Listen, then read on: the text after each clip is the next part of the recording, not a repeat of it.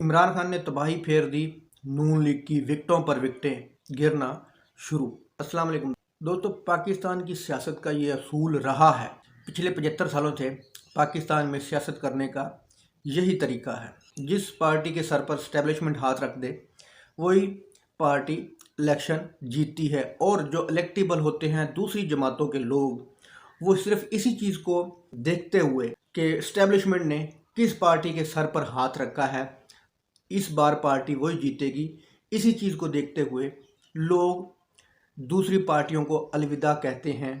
کبھی نون لیگ والے people party کو، کبھی پیپل پارٹی والے نون لیگ کو، دوسری تمام جماعتوں سے اس پارٹی میں آتے ہیں جس پارٹی کے سر پر ہاتھ دیکھتے ہیں اسٹیبلشمنٹ کا۔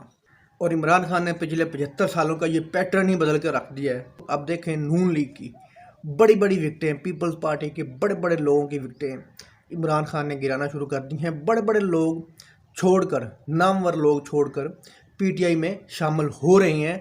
ان لوگوں کو یہ بھی پتہ ہے کہ ہاتھ سر پر نہیں ہے عمران خان کے اوپر یا پی ٹی آئی کے اوپر، لیکن عمران خان نے یہ پیٹرن ہی بدل دیا ہے کہ اب کوئی ہاتھ شات والا کوئی چکر اس ملک میں نہیں رہے گا۔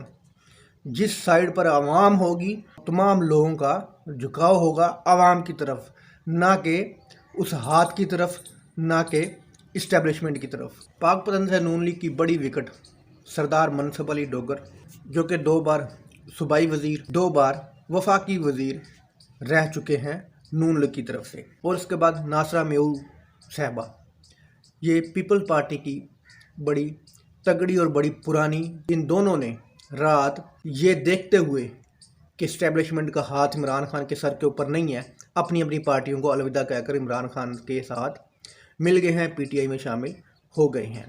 عمران خان نے لوگوں کے ساتھ ساتھ سیاسی رہنماؤں کی بھی آنکھیں کھول دی ہیں۔ عمران خان نے کچھ اس طرح کی سیاست کر دی ہے۔ دوستو، امید ہے آپ کو یہ ویڈیو اچھی لگی ہوگی۔ اللہ حافظ۔